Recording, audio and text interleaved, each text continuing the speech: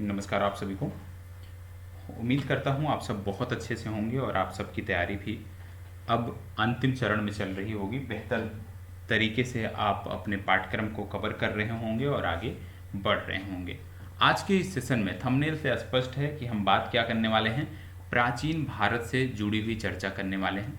प्राचीन भारत के वो कौन से टॉपिक हैं जहाँ से प्रश्न पूछे जाते हैं और कितने प्रश्न पूछे जाते हैं, इन सब बिंदुओं पर हम क्रमवार चर्चा करने वाले हैं। तो आइए एक एक करके चीज़ों को देखते हैं। सबसे पहले हमने बात किया प्राचीन भारत। ठीक है, प्राचीन भारत की बात कर रहे हैं। प्राचीन भारत की जब हम बात करते हैं तो आपको पता होगा कि प्राचीन भारत से औसत के रूप में यदि हम देखें तो 3 से 4 प्रश्न पूछे जाते हैं। 3 से 4 प्रश्नों के पूछे जाने का औसत प्राचीन भारत के इतिहास में देखने को मिलता है। ये आपको पता होना चाहिए। अब इसमें आपको पता होगा कि प्राचीन भारत के इतिहास को हमने अपने टास्क के अंतर्गत या हमने मेंटोरशिप प्रोग्राम के अंतर्गत 100% कवर कर लिया है। प्राचीन भारत हमारा कवर हो गया है। इसीलिए आज हम प्राचीन भारत से जुड़े हुए जो टॉपिक हैं उनकी चर्चा कर रहे हैं कि जब हमने इस पूरे पाठ्यक्रम को देख लिया है प्राचीन भारत के इतिहास को, तो अब कौन कौन से ऐसे टॉपिक हैं जिनको हमें रेगुलर बेसिस पे रिवीजन करना है। तो रिवीजन हमें किनको प्राथमिकता देनी है, जहां से 100% प्रश्न बन रहे हैं उनको हमें प्राथमिकता देनी है। मतलब प्राचीन भारत का ये जो 10 टॉपिक है, ये 10 टॉपिक हैं आपके। इन 10 टॉपिक को हमें दो पार्ट में इनको डिवाइड करना है। एक हो जाएगा पार्ट ए, एक हो जाएगा पार्ट बी। पार्ट ए में हम उन टॉपिक को रखेंगे जहां से रेगुलर बेसिस पे प्रश्न बनते हैं और सबसे महत्वपूर्ण टॉपिक हैं। और पार्ट बी में हम ऐसे टॉपिक को रखेंगे जहां से प्रश्न जो है रेगुलर बेसिस पे नहीं बनते हैं लेकिन बनते हैं, मतलब आप कह सकते हैं द्वितीय प्राथमिकता में हम इसको रखेंगे। और यहीं आप एक तीसरा सी सेक्शन भी बना सकते हो, ऐसे टॉपिक जहां से प्रश्न पूछे तो नहीं गए हैं लेकिन पूछे भी जा सकते हैं। तो हम चलो 3 भाग में हम इन संपूर्ण टॉपिक को हम 3 भाग में बांट कर अपनी इस तैयारी को देखते हैं। सबसे पहला टॉपिक इसमें आता है इतिहास के स्रोत, दूसरा पाषाण युगीन संस्कृति, तीसरा सैंधो सभ्यता, चौथा वैदिक काल, पांचवा महाजनपद काल, छठवां मौर्य साम्राज्य, सातवां मौर्योत्तर काल, आठवां संगम काल, नौवां गुप्त साम्राज्य और 10वां गुप्तोत्तर काल। ये 10 टॉपिक आपको देखने को मिलते हैं। 10 टॉपिक प्राचीन भारत के इतिहास से संबंधित है। अब इसमें यदि मैं बात करूं तो जैसे एक एक टॉपिक की हम बात कर लेते हैं। सबसे पहले हम बात कर रहे हैं इतिहास के स्रोत की। इतिहास के स्रोत की मैं बात करूं तो जैसे इसमें विभिन्न प्रकार के पहले टॉपिक के अंतर्गत जैसे विभिन्न प्रकार के अभिलेख आपने पढ़े होंगे। उदाहरण के तौर पे यदि मैं बात करूं, जैसे आपने पढ़ा होगा हाथी गुम्फा अभिलेख। ठीक है, हाथी गुम्फा अभिलेख के बाद आपने पढ़ा होगा जूनागढ़ अभिलेख। ठीक है, कहने का मतलब है कि विशेष रूप से जो पुरातात्विक साक्ष्य हैं उनके बारे में जानकारी इस चैप्टर में किया गया है। ठीक है, आप जानते हैं भारतीय इतिहास को 3 भागों में बांटा जाता है, प्रागैतिहासिक काल, आद्य ऐतिहासिक काल और ऐतिहासिक काल। अब इसमें कुछ साहित्यिक स्रोत भी हैं। इस चैप्टर के अंतर्गत कुछ साहित्यिक स्रोत भी हैं जहां से प्रश्न बनते हैं। साहित्यिक स्रोत कैसे कैसे, जैसे अष्टाध्यायी किसने लिखी है, या महाभाष्य किसकी रचना है, या मुद्रा राक्षस किसकी रचना है, यहाँ से प्रश्न बनते हैं। तो ये आपको पता होना चाहिए। साथ ही साथ जो विदेशी साहित्य है यहाँ से भी प्रश्न बनते हैं। जैसे चीन, पहले तो आप देख लो यूनान और रोम के जो यात्री रहे हैं, ठीक है, चीनी यात्री के विवरण भी रहे हैं। इसके बाद अरब यात्रियों के भी विवरण देखने को मिलते हैं। तो ये जो विदेशी यात्री हैं, इनके विवरणों से संबंधित प्रश्न भी पूछे जाते हैं। तो ये सभी किस टॉपिक में आते हैं, ये सभी प्राचीन भारतीय इतिहास के स्रोत के अंतर्गत आते हैं। और ये पहला टॉपिक प्राचीन भारत के इतिहास का बोला जाता है। इसमें प्रश्न पहले तो लगातार पूछे जाते रहे हैं, जैसे 46वें, 47वें, 48वें, ठीक है, लगातार पूछे जाते रहे हैं। यहाँ तक कि 64वीं बीपीएससी तक लगातार यहाँ से प्रश्न बने हैं। ठीक है, 60 आप कह लीजिए 64 तक लगातार प्रश्न बने हैं। यदि रेगुलर नहीं बने हैं तो वर्ष के अंतराल पे जरूर यहाँ से प्रश्न बने हैं। लेकिन आज के समय में 65 से लेकर 70 तक की, जब हम 69 तक की जब बात करते हैं, ये टॉपिक शून्य योगदान देता है आपके परीक्षा में प्रश्नों के रूप में। लेकिन इस टॉपिक को हमें भूलना नहीं है, इस टॉपिक को, क्योंकि पूर्व में लगातार यहाँ से प्रश्न बनते रहे हैं, इसलिए इस टॉपिक को हम बी कैटेगरी में रखेंगे। बी कैटेगरी में इस टॉपिक को रखेंगे। याद रखिएगा कौन सा टॉपिक बी कैटेगरी में हम रख रहे हैं, पहला टॉपिक बी कैटेगरी में रख रहे हैं जिसका नाम है इतिहास के स्रोत। इसके बाद हम दूसरे टॉपिक की बात करते हैं, पाषाण युगीन संस्कृति। पाषाण युगीन संस्कृति की जब आप बात करते हो, ये जो दूसरा टॉपिक है, किसकी अब हम बात करने जा रहे हैं, पाषाण युगीन संस्कृति। पाषाण युगीन संस्कृति, पाषाण युगीन संस्कृति की हम बात करने जा रहे हैं। पाषाण युगीन संस्कृति की जब बात करते हैं, ये हमारा दूसरा टॉपिक आता है।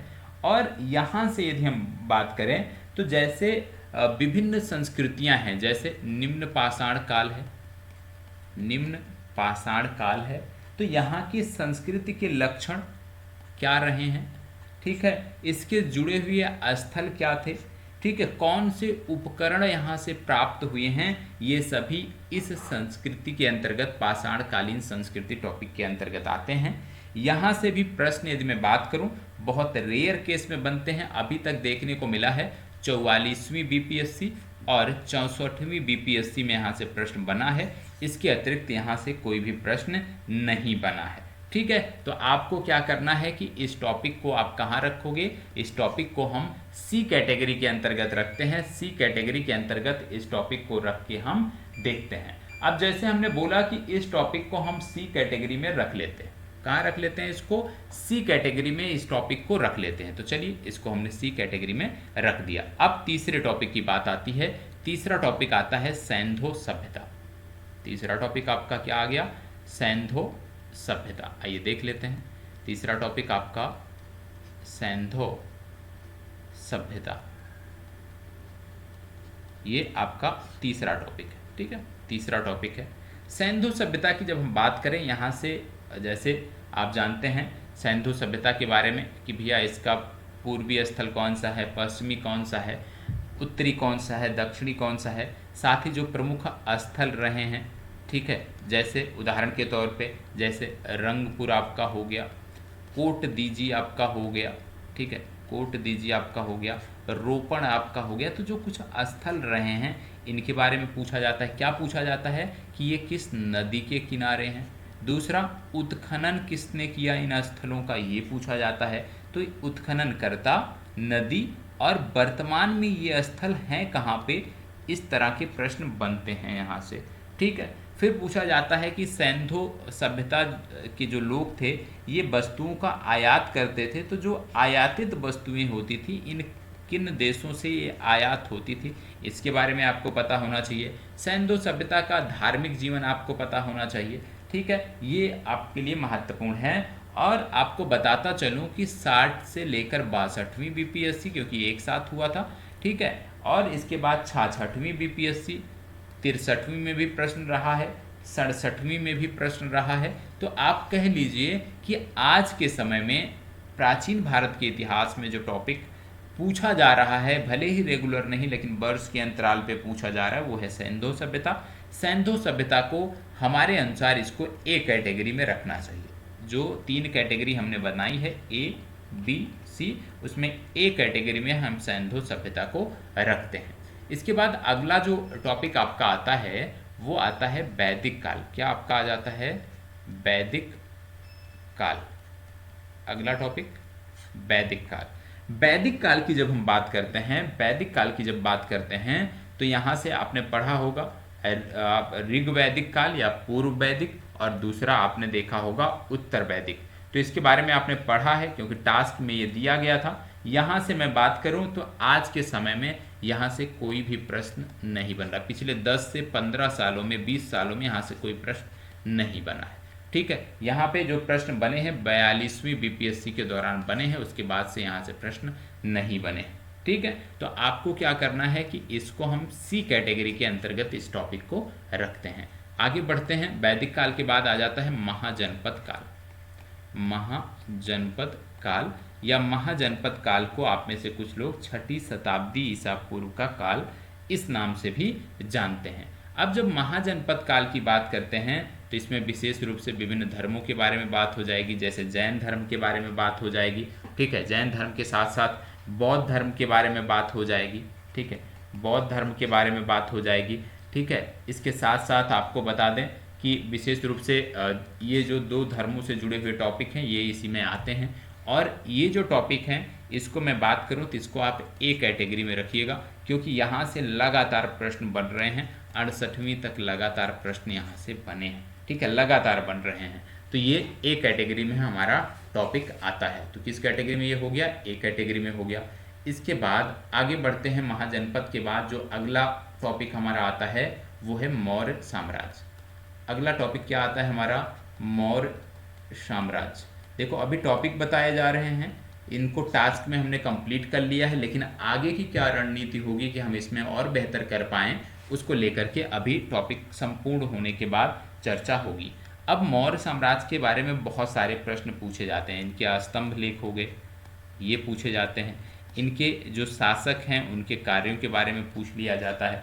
ठीक है, शिलालेख के बारे में पूछ लिया जाता है, यहाँ से प्रश्न बन जाता है। ठीक है, इनके अधिकारी मतलब मौर्यकालीन जो अधिकारी हैं वहाँ से प्रश्न बन जाता है। मौर्यकालीन मंत्री परिषद है, यहाँ से प्रश्न बन जाता है। ठीक है, तो ये भी टॉपिक बहुत महत्वपूर्ण है और यहाँ से भी रेगुलर प्रश्न बन रहा है, तो इसलिए हम इसको भी अपने ए कैटेगरी में रखते हैं। मौर्य साम्राज्य के बाद फिर अगला जो हमारा टॉपिक आ जाता है वो आ जाता है मौर्योत्तर काल। क्या आ जाता है अगला टॉपिक? मौर्योत्तर काल। मौर्योत्तर काल। मौर्योत्तर काल की यदि हम बात करें तो मौर्योत्तर काल में विशेष रूप से आपको शुंग वंश के बारे में, शक शासकों के बारे में, कुषाण वंश के बारे में पढ़ना है। यहाँ से प्रश्न बन रहे हैं, लेकिन हम इसको बी कैटेगरी में रखते हैं। 2 वर्ष 3 वर्ष के अंतराल पे यहाँ से प्रश्न बन रहे हैं। लेटेस्ट जो प्रश्न बना है वो 66वीं बीपीएससी में बना है, तो इसको हम अपने बी कैटेगरी के अंतर्गत इस टॉपिक को रखते हैं। आप इसको सी कैटेगरी में भी रख सकते हो, कोई समस्या नहीं होगी, क्योंकि उतना महत्वपूर्ण टॉपिक ये नहीं है। फिर बात आती है, अगला टॉपिक आता है संगम काल। संगम काल।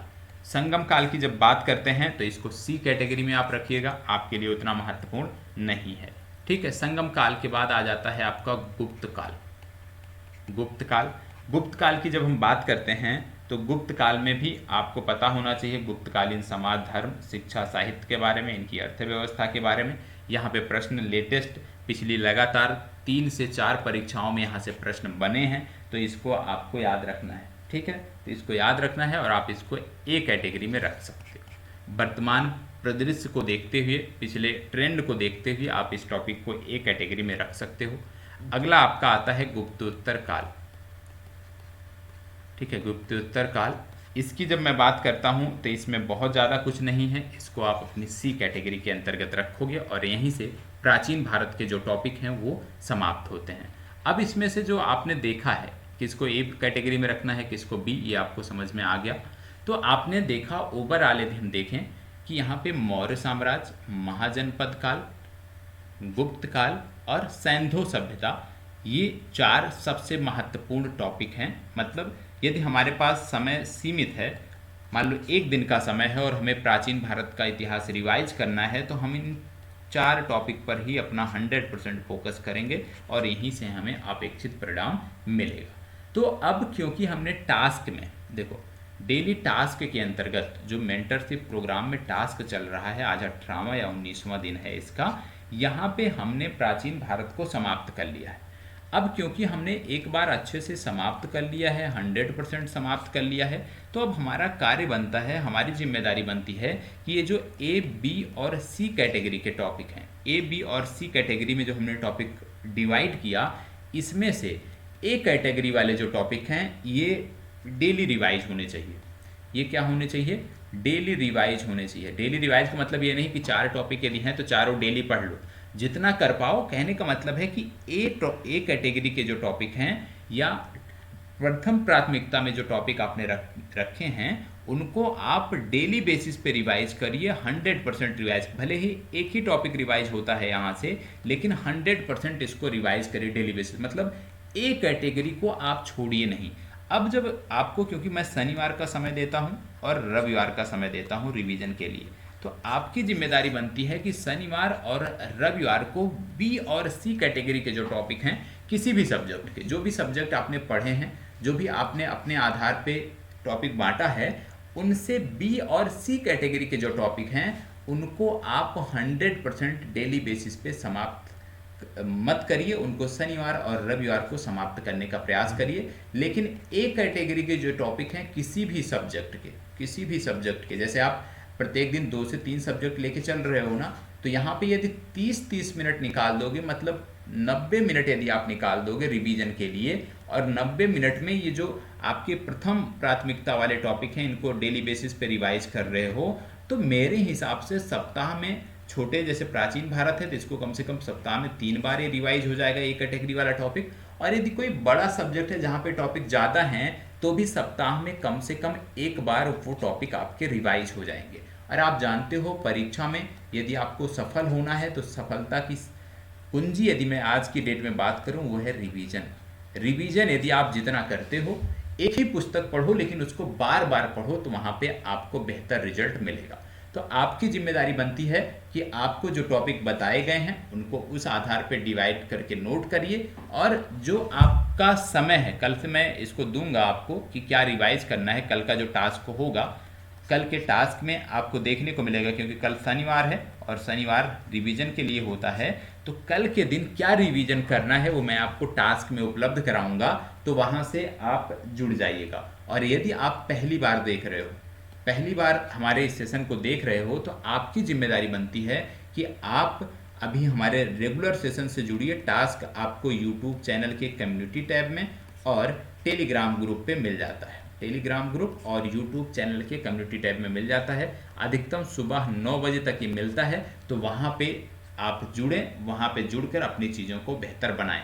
आज प्रश्नोत्तरी सेशन मैं इसलिए नहीं लेके आया हूँ क्योंकि प्रश्नोत्तरी सेशन से ज़्यादा ज़रूरी ये था कि जितना अभी हमने देखा है वहाँ पे कौन से ऐसे टॉपिक हैं जो महत्वपूर्ण हैं, जिन पे हमें फोकस करना है, इसलिए प्रश्नोत्तरी सेशन आज नहीं लाया। और प्रश्नोत्तरी सेशन के आधार स्थान पर आप ये चर्चा देख रहे हो, तो आपकी जिम्मेदारी बनती है कि आप इनको देखिए। और क्योंकि मध्यकालीन भी हमने समाप्त कर लिया है, तो अगली जो चर्चा होगी शनिवार या रविवार को, जो हमारी चर्चा होगी शनिवार या रविवार की जो चर्चा है, वहाँ पे हम मध्यकालीन भारत के इतिहास की चर्चा करेंगे। मध्यकालीन भारत के इतिहास को समझने का, जानने का प्रयास करेंगे कि वहाँ पे कौन से टॉपिक हैं जिनको हमें ए कैटेगरी में रखना है, बी कैटेगरी और सी कैटेगरी में रखना है। तो आज के लिए इतना ही।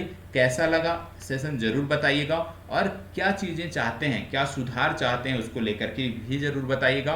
और मेरा प्रयास है रविवार से, ज़्यादा नहीं, रविवार से सुबह 4 बजे, मॉर्निंग में 4 बजे आपका एक बेकअप सेशन प्रारंभ करने वाला हूं, क्योंकि आप में से कुछ लोग बड़े लेजी हो गए हो, 9 बजे 10 बजे आप उठ रहे हो सुबह में, तो इसको लेकर के, क्योंकि आपके जो मैसेज आते हैं, जो फीडबैक आते हैं, उसी आधार पर मैं बात कर रहा हूँ। तो बेकअप सेशन में प्रारंभ कर रहा हूँ, सुबह 4 बजे का एक बेकअप सेशन होगा। और इस सेशन में हम, यदि लाइव संभव होगा लाइव जुड़ेंगे, अभी ये निश्चित नहीं है, नहीं तो टेलीग्राम ग्रुप पर बेकअप सेशन है। टेलीग्राम ग्रुप पर आपको इस समय अपनी उपस्थिति दर्ज करानी होगी, और डेली बेसिस का जो टास्क है, कितना आप कंप्लीट करते हो, उसको भी टेलीग्राम पर शेयर करना होता है, लेकिन आप नहीं कर रहे हो, तो आपसे विनम्र आग्रह है कि उसको भी आप करें, जिससे आपकी जो तैयारी है वो और भी विधिवत बेहतर हो सके। ठीक है, और मेरा प्रयास आज से ही मेरा प्रयास रहेगा कि 10:30 बजे मैं आपसे लाइव जुड़ूं, 10:30 बजे मैं आपसे लाइव जुड़ूं, मेरा प्रयास रहेगा। और यदि आपका सेशन समाप्त होता है तो तुरंत बाद आप एक बार जाके टेलीग्राम ग्रुप पर विजिट कर लीजिएगा। टेलीग्राम ग्रुप पर यदि कोई लिंक मिलती है, इसका मतलब मैं आपसे लाइव जुड़ने के लिए तैयार हूं, तो 10:30 पर तैयार रहिएगा, 10:30 पर हम लाइव जुड़ेंगे। ठीक है, धन्यवाद, बहुत बहुत आभार।